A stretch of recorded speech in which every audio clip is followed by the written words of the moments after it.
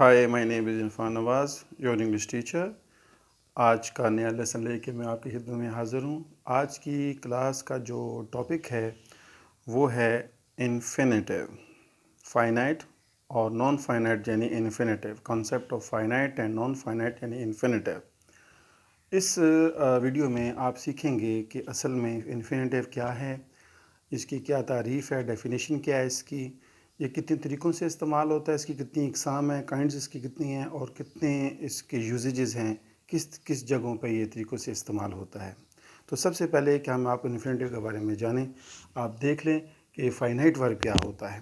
Finite verb वो होता है कि which is limited to tense and subject. मसलन सिंपल प्रेजेंट टेंस में ही, शी, इट और सिंगुलर से जो सेंटेंस स्टार्ट होता है वो उसके साथ हम वर्ब की फ़र्स्ट फॉर्म के साथ एस ई एस लगाते हैं। बाकी किसी टेंस में ऐसा नहीं होता। लिहाजा जैसे he sits, she sits, it sits और सिंगुलर यानी Arsalan sits, so these are the some specific subjects कि जो लिमिटेड है टेंस के साथ। इसी तरह आई के साथ एम जो है, एम जो हेल्पिंग वर्ब है वो सिर्फ आई के साथ लगता है, वो किसी और के साथ नहीं लगता। तो इस तरह ये भी जो है एक मिसाल है फाइनाइट वर्ब की। तो फाइनाइट वर्ब बताते ही है कि which is limited to tense or subject. Tense simple present tense के साथ ये हैं और सब्जेक्ट के साथ एम आई के साथ है। तो ये दोनों फाइनाइट वर्ब की इकसाम है। नॉन फाइनाइट जो है जिसे इन्फिनेटिव कहा जाता है, इसमें आप देखिए तो not limited to subject or tense, ये सब्जेक्ट्स आर टेंस से लिमिटेड नहीं है, ये अनलिमिटेड होता है। और इन्फिनेटिव को कि काइंड्स को अगर आप देखें तो इससे पहले आप इसकी डेफिनेशन जान लें कि इन्फिनेटिव क्या है। इन्फिनेटिव असल में base form of the verb है। First form of the verb is called infinitive. उसमें जब टू लगाते हैं और फिर फर्स्ट फॉर्म लगाई जाती है तो ये इन्फिनेटिव बन जाता है। अब इसकी काइंड्स जो हैं वो चार है।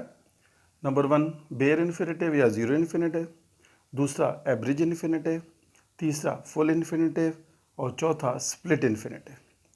ये इसकी चार इकसाम है। दोबारा सुन लें, बेयर या ज़ीरो इन्फिनेटिव, दूसरा एवरेज इन्फिनेटिव, तीसरा फुल इन्फिनेटिव और फोर स्प्लिट इन्फिनेटिव। ये इसकी चार किस्में हैं। Let get started. आपको उसके एग्जांपल से पता चलेगा ये बेयर या ज़ीरो इन्फिनेटिव क्या होता है। जिस वक्त हम असल में टू और first form is called infinitive, तो जब हम टू नहीं लगाते वर्ब के साथ, वर्ब की फर्स्ट फॉर्म के साथ जब हम टू इस्तेमाल नहीं करते, सिर्फ फर्स्ट फॉर्म इस्तेमाल करते हैं, तो इसको हम कहते हैं बेयर इन्फिनेटिव या ज़ीरो इन्फिनेटिव। जैसे आप देख रहे हैं कि यहाँ सिर्फ फर्स्ट फॉर्म लगी हुई है और यहाँ पे ये बेयर या ज़ीरो इन्फिनेटिव की हैसियत रखता है। ये कहाँ कहाँ इस्तेमाल होता है वो आप जानते हैं। जो टेंसेज आपने सीखे हैं, सिंपल प्रेजेंट टेंस में फर्स्ट फॉर्म इस्तेमाल होती है और सिंपल फ्यूचर टेंस में एक्टिव वॉइस में फर्स्ट फॉर्म इस्तेमाल होती है। इसी तरह मॉडल वर्ब्स के बाद भी आप फर्स्ट फॉर्म लगाते हैं। तो जहाँ जहाँ फर्स्ट फॉर्म लगती है, टू साथ नहीं लगता, तो वो बेयर या ज़ीरो इन्फिनेटिव कहलाएगा। दूसरी किस्म जो है वो एवरेज इन्फिनेटिव की है। एवरेज कहते हैं मुख्तसर को। पहले अगर एक जिक्र हो चुका है वर्ब का, दोबारा आप रिपीट नहीं करते, नेक्स्ट टाइम टू लगा देते हैं और वो पे अंडरस्टूड होता है कि ये उसी की बात हो रही है। मसलन he has not visited his friend but now he is to. क्या मतलब कि ये टू विजिट की बात कर रहा है, तो विजिटेड पहले जिक्र हो चुका है, आप दोबारा विजिट नहीं कर रहे, तो ये जो स्टाइल है इसको हम कहेंगे एवरेज इन्फिनेटिव। मसलन she has not married yet but now she plans to. ये प्लान्स टू जो आया, टू मैरी है लेकिन मैरिज को हमने दोबारा जिक्र नहीं किया, तो ये जो स्टाइल है ये एवरेज इन्फिनेटिव का है। तीसरा है फुल इन्फिनेटिव, मुकम्मल जो इन्फिनेटिव, इसमें टू भी है और फर्स्ट फॉर्म भी है। मसलन I want to complete my work, इसमें टू कंप्लीट जो है ये इन्फिनेटिव है, इसमें टू भी है और कंप्लीट भी है। ठीक है। इसी तरह कोई और मिसाल भी आप ले सकते हैं। She likes to eat pizza, to eat. ठीक है। He likes to visit his friends, to visit. ठीक है। तो ये मुख्तलिफ मिसालें हैं जो आप इसे इस्तेमाल कर सकते हैं। चौथा है स्प्लिट इन्फिनेटिव। स्प्लिट का मतलब है ब्रोकन, टूटा हुआ, टुकड़े टुकड़े कर देना। ठीक है। जब टू और फर्स्ट फॉर्म के दरमियान नॉट आ जाए या टू और फर्स्ट फॉर्म के दरमियान एडवर्ब ऑफ मैनर आ जाए तो ये स्प्लिट इन्फिनेटिव होता है। असल में इसकी जगह नहीं है। टू और फर्स्ट फॉर्म के दरमियान ना तो नॉट लगता है ना ही एडवर्ब ऑफ मैनर लगता है। तो इसका तरीका ये है कि नॉट अगर लगाना चाहते हैं तो वो टू से पहले लगाएं और अगर एडवर्ब ऑफ मैनर लगाना चाहते हैं तो वो बिल्कुल एंड में ले जाएं या उस वर्ब के बाद इस्तेमाल करें।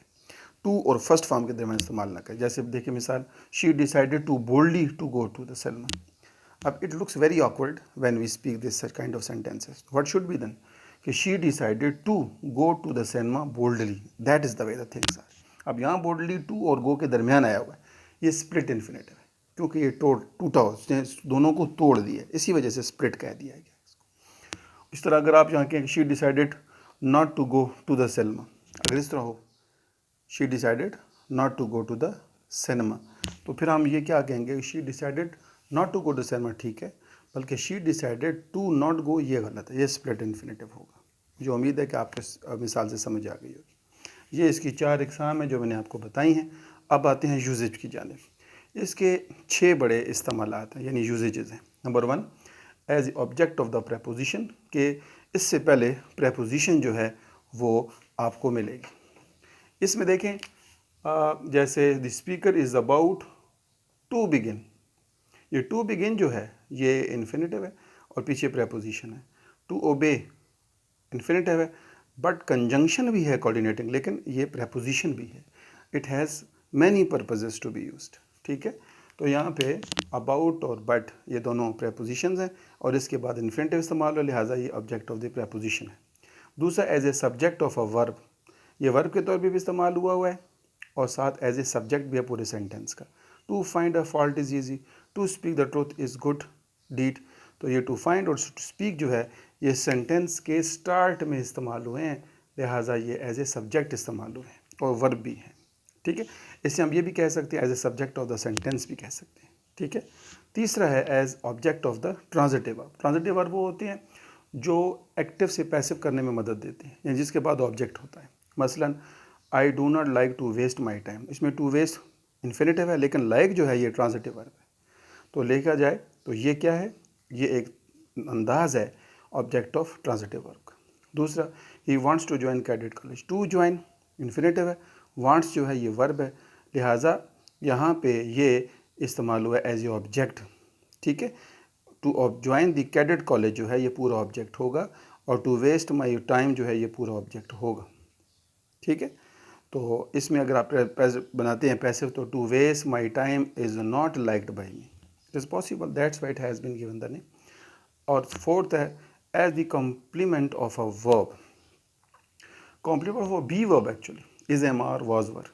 यहाँ पे ऐसा सेंटेंस के जिसमें मेन वर्ब ना हो, वहाँ पे is am are was were जो इस्तेमाल होता है दरमियान में, वो एज ए लिंकिंग वर्ब होता है, बी वर्ब का काम देता है। जैसे हर greatest player is to sing, ये टू सिंग क्या है, इन्फिनेटिव है और ये सब्जेक्ट के दरमियान इस जो है ये इन दोनों को मिला रहा है, ये बी वर्ब है, लिहाजा यहाँ पे इन्फिनेटिव जो है वो बी वर्ब के बाद इस्तेमाल हुआ है जो एज ए कॉम्प्लीमेंट है, ये कि ये कॉम्प्लीमेंट की हैसियत रखता है इसके बाद इन्फिनेटिव। और दूसरा, her his custom is to write daily, to write daily ये बन जाता है आपका टू राइट इन्फिनेटिव है और ये बी वर्ब जो है और ये सारा कॉम्प्लीमेंट के तौर पे इस्तेमाल हो रहा है, ठीक है। और इसमें मेन वर्ब भी नहीं, तो ये इसकी फोर्थ किस्म है। फिफ्थ किस्म जो है वो ये है as an adjective, my mother wants me to stay at home, ये टू स्टे जो है ये इन्फिनेटिव है और ये पीछे मी प्रोनाउन है, ये इसको मॉडिफाई डिस्क्राइब कर रहा है, लिहाजा ये वे जो है कॉन्सेप्ट है वो एडजेक्टिव का है। दूसरा, it is important to learn all the tenses, to learn तो ये इंपॉर्टेंट वर्ब नाउन है और यहाँ टू लर्न जो है ये इन्फिनेटिव, तो ये यहाँ भी एडजेक्टिव के तौर पे इस्तेमाल हो रहा है।